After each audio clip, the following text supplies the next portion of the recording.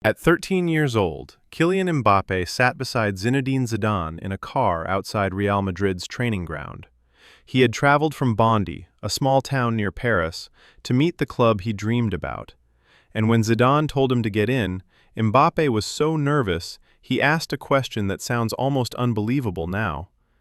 "Do I need to take off my shoes?" 12 years later, that same boy finally walked into the Santiago Bernabeu as a Real Madrid player. But the strange part of Mbappé's story is not just that he became fast. The strange part is that a boy who could outrun almost anyone in football spent years trying to outrun one thing: time. Kylian Mbappé was born in Paris on December 20th, 1998.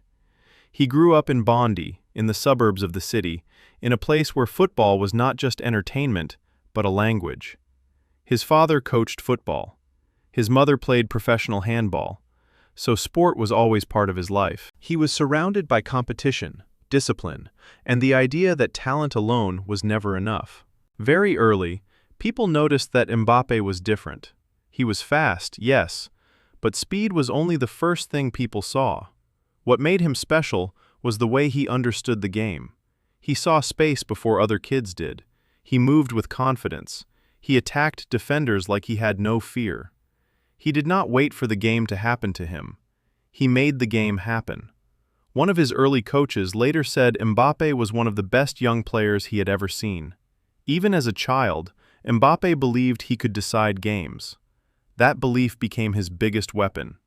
He was not the kind of player who looked overwhelmed by big moments. He looked like he was waiting for them. Soon, the biggest clubs in Europe started watching him. Real Madrid watched.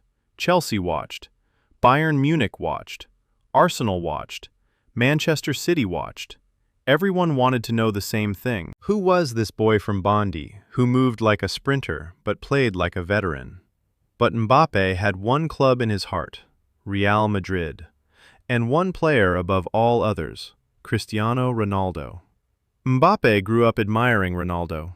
He wore his shirts. He copied his celebrations. He studied his movement, his confidence, his obsession with goals, and the way he turned pressure into fuel. He dreamed of becoming like him. Then, in 2012, Real Madrid invited 13-year-old Mbappé to visit the club. Zinedine Zidane picked him up. Mbappé was so nervous he asked if he needed to remove his shoes. Zidane laughed. Then he showed him around. Mbappé watched the first team train. He saw the scale of the club, the intensity, the professionalism, the aura that surrounds Real Madrid even before a ball is kicked. And then he met Cristiano Ronaldo. The boy from Bondy was suddenly standing next to his hero. For a child who had grown up watching Ronaldo on television and on posters, that moment must have felt unreal. Real Madrid wanted him. They saw the talent immediately. They saw the potential. They saw a future star. But his parents said no. They believed he should keep developing in France. They knew that talent at 13 is not the same as talent at 23. They knew that a young player needs time, patience, and the right environment. So Mbappé stayed home and joined Clairefontaine, the famous French training center. That decision changed everything. At Clairefontaine, he learned more than speed. He learned movement. He learned timing. He learned how to read defenders. He learned when to run and when to wait. He learned that the best attackers do not just sprint into space, they create space with their decisions. That is what makes Mbappé so dangerous. People see the sprint. They see the defender disappear. They see the burst of acceleration that leaves fullbacks helpless. But the real skill is knowing when to explode. He does not just run fast. He runs at the exact moment that hurts the opponent most. By 15, clubs across Europe knew his name. Scouts were following him everywhere. Coaches were talking about him. Agents were circling. But Mbappé chose Monaco. In 2015, he made his first-team debut at just 16 years old. He became the youngest first-team player in Monaco's history. The record had belonged to Thierry Henry. Mbappé had taken it before turning 17. At Monaco, he was not treated like a finished superstar. He was treated like a player who still had to learn. And that helped him grow. He was given responsibility, but also space to make mistakes.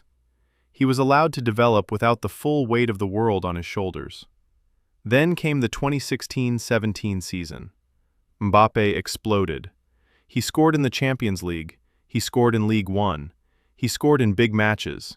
He scored in matches that mattered. He helped Monaco win the league title for the first time in 17 years. He helped them reach the Champions League semifinals. Suddenly, Europe was asking one question: how much would he cost? The answer came in 2017. Paris Saint-Germain signed him for €180 million. He was still only 18. That transfer made him one of the most expensive players in football history before he had even reached his peak. It also put him under a different kind of pressure. At Monaco, he was a rising star. At PSG, he became a symbol. Every touch was analyzed. Every miss was discussed. Every goal was expected. But Mbappé handled it. He kept scoring. He kept creating. He kept showing that he was not just a speed merchant. He was a complete forward. He could finish with either foot. He could score in transition. He could score in tight spaces. He could score when the team was dominant and when the team was struggling. He could play wide. He could play centrally. He could stretch a defense or attack the box. He was becoming more than a wonder kid. He was becoming a machine. Then came the 2018 World Cup. Mbappé was 19 years old. France reached the final. But before that, they had to survive a brutal knockout path. And in the round of 16 against Argentina, Mbappé announced himself to the world. He won a penalty. He scored twice. France won 4-3. He tore through Argentina's defense with a mix of pace, power, and fearlessness that made the whole football world stop and stare. He became only the second teenager after Pelé to score twice in a World Cup knockout match. That alone would have been enough for most players to build a career around. But Mbappé was not finished. France kept moving through the tournament. In the final against Croatia, Mbappé scored again. At 19, he was a World Cup champion. He also became the first teenager since Pelé to score in a World Cup final. At that point, most football stories would say the dream had come true. But Mbappé was only getting started. At PSG, he kept scoring. He kept winning domestic trophies. He kept breaking records.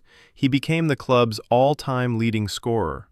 By the time he left, he had scored 256 goals in 308 matches. Those numbers are absurd for any player, let alone someone who was still so young. But one trophy kept missing, the Champions League. And one dream kept waiting, Real Madrid.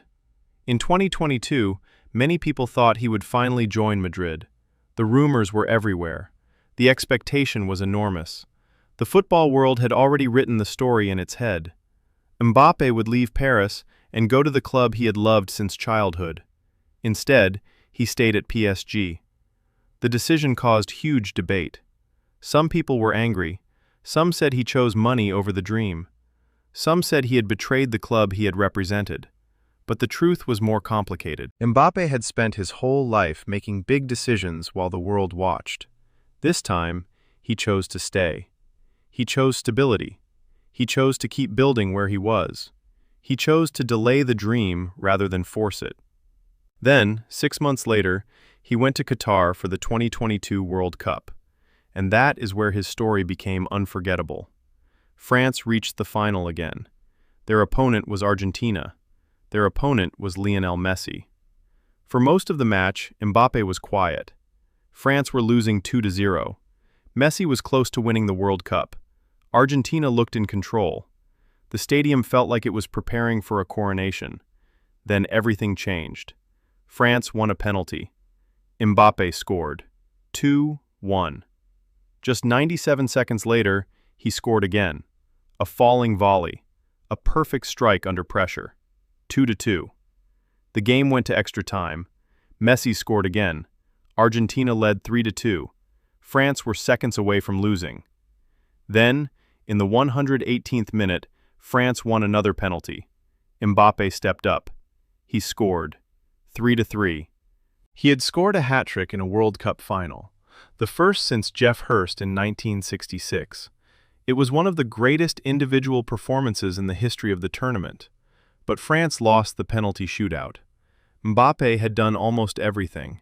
He won the Golden Boot. He produced one of the greatest performances in World Cup final history. He carried France back into a match that looked lost. And still, he lost. That night changed him, because it showed him something speed can never teach. You can do everything right and still lose. You can score 3 goals in a World Cup final and still watch someone else lift the trophy. You can be the best player on the pitch and still leave with nothing but pain. That is the cruel side of football. It does not always reward effort in the way people expect. Sometimes greatness is not enough. Sometimes history belongs to someone else.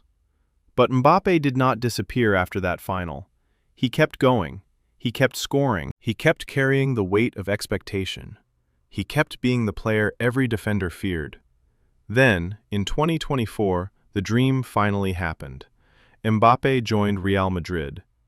The boy who had visited the club at 13 was now wearing the white shirt. The boy who had once asked Zidane about his shoes was now walking through the Bernabeu as one of the biggest stars in the world. But Real Madrid does not care about childhood dreams. It cares about results. It cares about pressure. It cares about winning. Mbappé arrived with huge expectations, and he delivered. He scored goals. He broke records. He matched Cristiano Ronaldo's Real Madrid scoring record for a calendar year. The boy who once wore Ronaldo shirts was now matching Ronaldo's numbers. That is the kind of detail that makes Mbappé's story feel almost scripted. The child becomes the successor. The admirer becomes the heir. The dream becomes reality, but only after years of waiting. Then came the 2026 World Cup. Mbappé was 27 years old. He was now the captain of France. He was no longer the young talent. He was the leader. France started well. Mbappé scored. He became France's all-time leading scorer. He passed Olivier Giroud. He passed Thierry Henry. The boy from Bondy was now the greatest scorer in French history. France kept moving through the tournament. Mbappé kept scoring. He reached 20 World Cup goals. Only a few players in history had ever done that. But in the semi-final, France lost to Spain. And once again, Mbappé would not play in the final. That is why his story is so powerful. People look at Mbappé and see speed. But speed is not the real story. The real story is waiting. At 13, Real Madrid wanted him. He waited. At 19, he became a world champion. He waited. At 23, he scored 3 goals in a World Cup final and still lost. He waited. At 25, he finally joined Real Madrid. At 27, he became France's all-time leading scorer. And still, the biggest question remains. Can Kylian Mbappé win another World Cup? Because he is no longer the boy chasing Ronaldo. He is no longer the teenager being compared to Pelé. He is now the player other children are watching. Somewhere in Bondy, another kid is probably looking at Mbappé and dreaming. Maybe that child has a poster on the wall. Maybe he is trying to copy Mbappé's run. Maybe he believes he can become the next great French player. And maybe that is the real legacy of Kylian Mbappé. Not just goals, not just speed, not just trophies, but proof that dreams do not always arrive on time. Sometimes they come quickly. Sometimes they take 12 years. Sometimes you score 3 goals and still lose. Sometimes you become the greatest scorer in your country's history and still have more to prove. And maybe that is why Mbappé is still running. Not because he has nothing, but because he learned the one thing speed can never teach. You cannot outrun time. You can only decide what to do with it. So tell me honestly, do you think Kylian Mbappé will win another World Cup with France? Or has his best World Cup moment already been written? Leave your answer in the comments. And if you want more football stories like this, subscribe.